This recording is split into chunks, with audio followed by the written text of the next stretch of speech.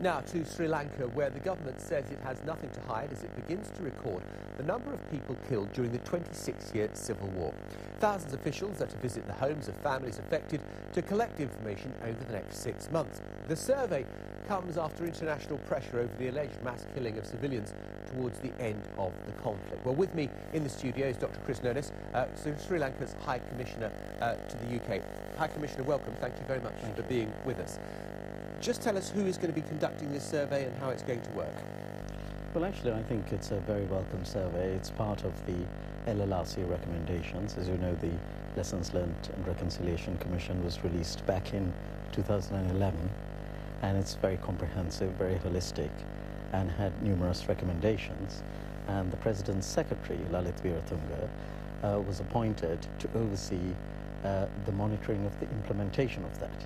And a national action plan was drawn up subsequently, one of which was recommended, a comprehensive household survey.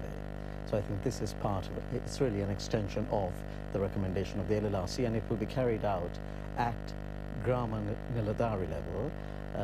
It's actually jointly carried out by the Department of Census and Statistics, together with the Ministry of Public Administration and Home Affairs. How much faith will people have in a survey carried out by the Sri Lankan government? I think they'll have tremendous faith in it because the government is... be independent? Well, it is independent. It's carried out by the Department of Census and Statistics.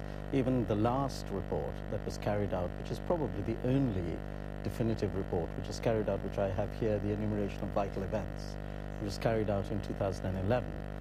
Because you have to understand, 3 decades of conflict, no surveys were carried out in the north. This was carried out in the northern province by the Department of Census and Statistics, and all the enumerators they used, all the people they used were actually predominantly Tamil teachers. They were all entirely independent people who were actually carrying out the survey.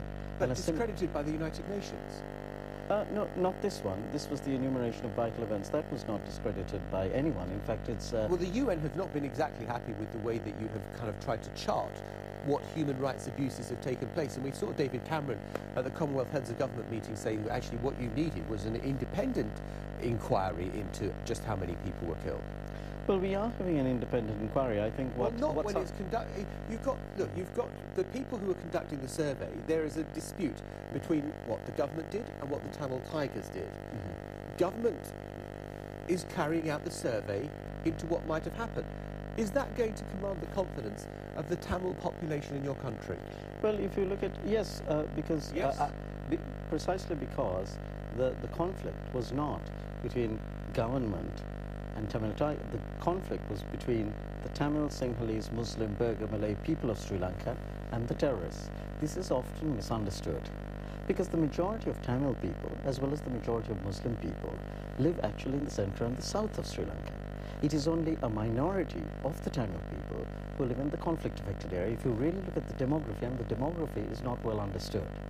Because if you look at Colombo, for example, it's a 30% split between Tamil, Muslim and Sinhalese. So of course it's going to command it, because the majority of the Tamil people, if you look at the Colombo, for example, is the seat of politics, of education, of finance, and it's roughly a 30% split, and therefore... You're not bowing to pressure on this, after the pressure that came at the Commonwealth Heads of Government meeting to have this census? No, not at all. I mean, people would like to, the detractors would like to say that, but the Lessons Learned and Reconciliation Commission was actually released, I think, in December 16th or 17th, 2011.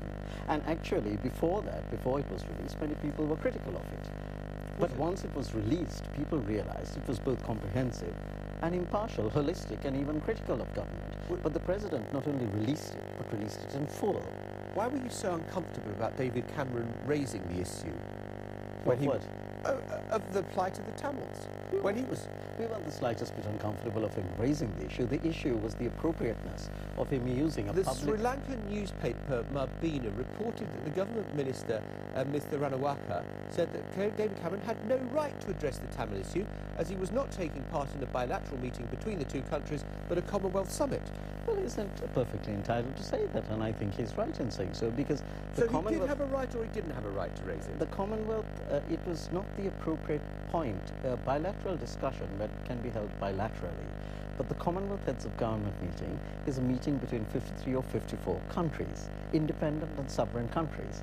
The purpose of the Commonwealth Heads of Government meeting was wrong to raise it. No, the point was that he could have raised it bilaterally, whether he was informed about it or not. And that's another question. I'm just wondering, there will be people listening to this who will think that there was the protest, the Indians didn't come, the Canadians didn't come, David Cameron came, but he went to the Jaffna Peninsula and was mobbed by Tamils who were so pleased to see him there, thinking their plight had been addressed, that there will be people who will think the Sri Lankan government is ordering this census now because it is under pressure. Not at all. It's an extension. It was one of the recommendations of the Lessons Learned and Reconciliation Commission. The LLRC was set within the principle of international humanitarian law, incorporating the principle of distinction and the principle of proportionality. It had over 5,000 hearings, and the majority of the recommendations are being implemented. So not in the slightest was it a result of this. But I must take you up on the point about David Cameron. The point is, people are entitled to say whatever they wish, but the Commonwealth Heads of Government meeting, the purpose of that was to discuss the theme of the Commonwealth, which was growth with equity and inclusive development. It was not there to raise bilateral issues. And I'm also sorry, on the one hand, I think it's good that David Cameron came, despite a lot of criticism domestically. But at the same time, I understand why he raised those issues on a public platform, because he has domestic collateral political considerations. He's in a coalition government. You're having an election in 2015. There is a significant diaspora, and naturally, he's been under enormous criticism. The gallery. I'm afraid that is the natural conclusion one would come to if one realizes that he does have an election coming up in 2015. Okay, High Commissioner, we have to leave it there. Grateful to you. Thank you very much. No, thank you. Thank you so much.